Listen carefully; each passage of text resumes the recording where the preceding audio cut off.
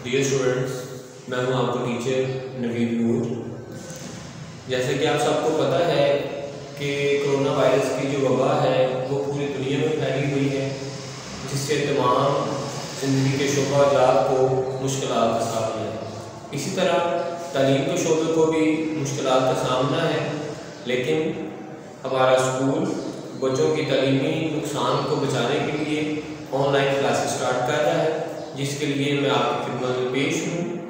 आज हम केमिस्ट्री का 10वीं की केमिस्ट्री का चैप्टर नंबर 1 केमिकल इक्विलिब्रियम उसका पहला टॉपिक पढ़ेंगे।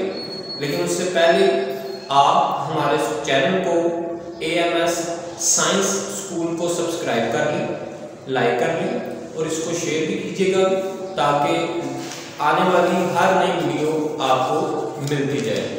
तो चलिए स्टूडेंट्स, हम अपना टॉपिक नंबर 1 स्टार्ट करते हैं। हमारा जो पहला चैप्टर है 10वीं की केमिस्ट्री का वो है केमिकल इक्विलिब्रियम।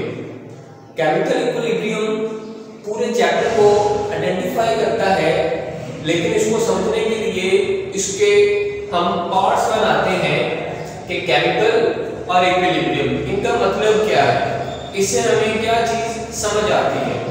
तो पहला लफ्ज है केमिकल। केमिस्ट्री की लैंग्वेज में केमिकल से हम मुराद ले रहे हैं केमिकल रिएक्शंस को, और दूसरा लफ्ज है इक्विलिब्रियम, और इक्विलिब्रियम से मुराद हम यहाँ ले रहे हैं बैलेंस। तो जब हम इन दोनों लफ्जों को मिलाकर पढ़ते हैं तो हमारे पास जो समझ आने वाली बात है वो आती है बैलेंस केमिकल रिएक्शंस।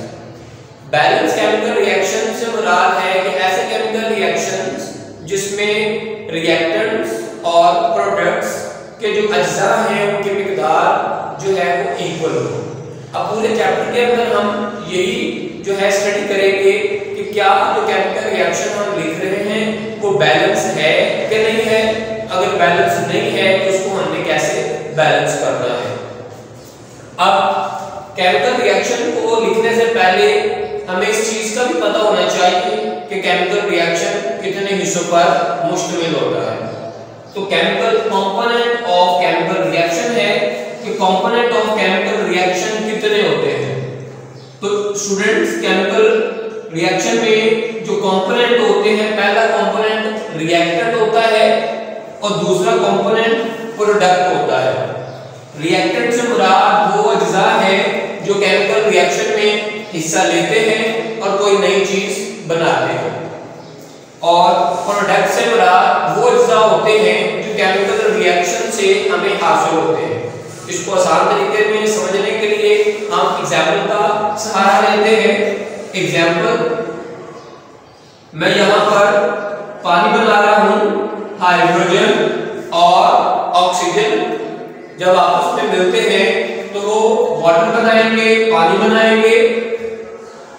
तो सबसे पहले इसको हम देखते हैं कि क्या हमारी इक्वेशन बैलेंस है कि नहीं है। यहां पर हाइड्रोजन के 2 मोल हैं, यहां पे हाइड्रोजन के 2 मोल हैं, इसका मतलब हाइड्रोजन बैलेंस है। लेकिन अगला रिएक्टेंट जो ऑक्सीजन है उसके भी 2 मोल हैं, लेकिन प्रोडक्ट में ऑक्सीजन का 1 मोल है, जिसकी वजह से हमें यहां पर मोलर कंसंट्रेशन लगाना पड़ेगा, वो है 2। जब 2 ऑक्सीजन से मल्टीप्लाई करेगा तो ऑक्सीजन तो मुकम्मल हो गया, बैलेंस हो गया, लेकिन हाइड्रोजन की मिकदार ज्यादा हो जाएगी। जिसको बैलेंस करने के लिए हमें हाइड्रोजन के साथ भी 2 लगाना पड़ेगा। अब ये हमारी इक्वेशन जो है वो बैलेंस हो गई है। अब हमने ये देखना है कि रिएक्टेंट्स कौन से हैं, प्रोडक्ट कौन से हैं। तो जो अज्जा एरो के पीछे लिखे होते हैं, एरो से पहले लिखे होते हैं, उनको हम रिएक्टेंट कहते हैं, रिएक्टेंट कहेंगे। और वो अज्जा, वो कंपोनेंट जो एरो से आगे लिखे होते हैं वो प्रोडक्ट कहलाते हैं। तो इस इक्वेशन में हमें वाज़ेह तौर पर नजर आ रहा है कि हाइड्रोजन और ऑक्सीजन रिएक्टेंट से, और जो वाटर है वो हमारा यहाँ पर प्रोडक्ट है। अब स्टूडेंट्स के हम नेक्स्ट जो हमारा यहाँ पे टॉपिक होगा वो है कि केमिकल रिएक्शन की टाइप्स कितनी है।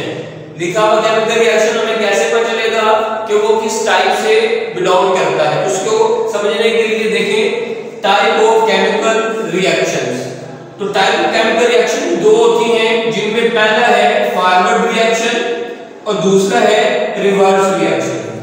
फॉरवर्ड और रिवर्स रिएक्शन में आइडेंटिफिकेशन करने के लिए एरोस की मदद ली जाती है। सिंगल एरो अगर किसी इक्वेशन में है तो वो फॉरवर्ड रिएक्शन कहलाएगा, और अगर डबल एरो किसी इक्वेशन में मौजूद है तो वो रिवर्स रिएक्शन कहलाएगा।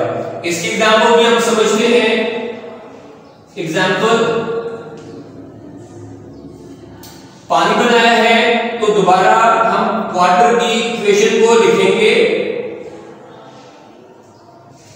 और देखें स्टूडेंट्स के इस रिएक्शन के दरमियान में सिंगल एरो लगा हुआ है जो हमें इस चीज की निशानदेही कर रहा है कि ये फॉरवर्ड रिएक्शन है।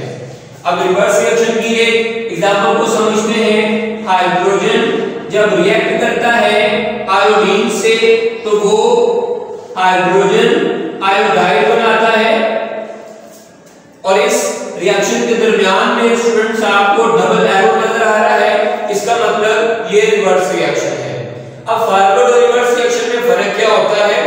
फर्क ये है कि फॉरवर्ड रिएक्शन के जो रिएक्टेंट्स होते हैं वो रिएक्ट करके प्रोडक्ट बनाते हैं, लेकिन ये कैपेबिलिटी नहीं होती कि प्रोडक्ट जो है वो दोबारा रिएक्टेंट में तब्दील हो जाए आसानी के साथ। इसके बरअक्स रिवर्स रिएक्शन के अंदर रिएक्टेंट्स रिएक्शन करने के बाद जब प्रोडक्ट बना देते हैं तो प्रोडक्ट के अंदर भी ये सलाहियत होती है कि वो दोबारा टूटकर सेम रिएक्टेंट्स को बना सके। ठीक है स्टूडेंट्स, ये फॉरवर्ड और रिवर्स रिएक्शन की एग्जांपल्स थी। आगे हम चलते हैं केमिकल इक्विलिब्रियम के मतलब कि केमिकल इक्विलिब्रियम क्या है।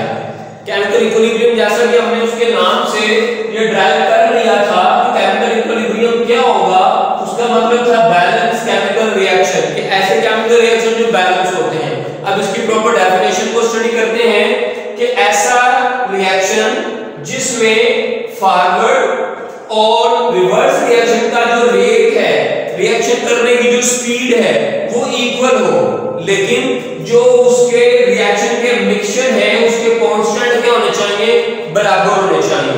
इसको भी समझने के लिए हम एक एग्जांपल का सहारा लेते हैं।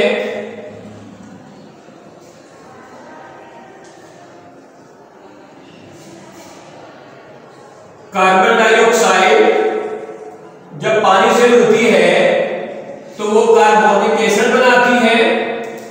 अब केमिकल इक्विलिब्रियम को समझने के लिए एग्जांपल में लिखिए, देखें कार्बन डाइऑक्साइड जब रिएक्ट करेगी पानी के साथ तो इनके रिएक्शन से आगे जो प्रोडक्ट बन रहा है वो है कार्बोनिक एसिड। अब कार्बन डाइऑक्साइड जिस रेट से वाटर के साथ रिएक्शन करती है और कार्बोनिक एसिड बनाती है, जब ये रिएक्शन रिवर्स होगा उसी रेट के साथ जो कार्बोनिक एसिड है वो दोबारा ये दोनों रिएक्टेंट्स को बनाएगा, और ये पूरे जो एक रिएक्शन का मिक्सचर बन गया है, इसमें कार्बन डाइऑक्साइड, पानी और कार्बोनिक एसिड के जो अज्जा हैं उनकी मिकदार कांस्टेंट रहेगी, वो तब्दील नहीं होगी। ठीक है स्टूडेंट, नेक्स्ट जो है केमिकल इक्विलिब्रियम की टाइप्स कितनी है। केमिकल इक्विलिब्रियम की बेटा दो टाइप्स हैं, पहली है स्टैटिक इक्विलिब्रियम और दूसरी है डायनामिक इक्विलिब्रियम। इनको स्टडी करने के लिए आप अपनी बुक पे भी देख सकते हैं, वहां पे इनकी डेफिनेशन लिखी हुई है। तो आज जो हमारा ये पूरा टॉपिक था हमने डिटेल के साथ स्टडी किया है। अब देखते हैं कि इनमें कौन-कौन से बोर्ड के पॉइंट ऑफ व्यू से शॉर्ट क्वेश्चन बन सकते हैं, वो भी मैंने आपके सामने लिखे हुए हैं। जहां पे तीन शॉर्ट क्वेश्चन मैंने लिखे हैं जो बोर्ड के पॉइंट ऑफ व्यू से जो है इंपॉर्टेंट है। पहला है डिफाइन रिएक्टेंट। रिएक्टेंट्स क्या होते हैं? तो बेटा जहां पर हमने पहले ही एक्सप्लेन कर दिया था कि केमिकल रिएक्शन के वो अज्जा जो नई चीज बनाने के लिए आपस में रिएक्ट करते हैं वो रिएक्टेंट्स कहलाते हैं। उसकी मिसाल भी हमने यहां पर लिखी हुई थी कि ये देखें एरो से पीछे जो चीजें आपस में रिएक्ट कर रही वो रिएक्टेंट्स कहलाते हैं। आगे नेक्स्ट क्वेश्चन बनता है डिफाइन प्रोडक्ट। प्रोडक्ट क्या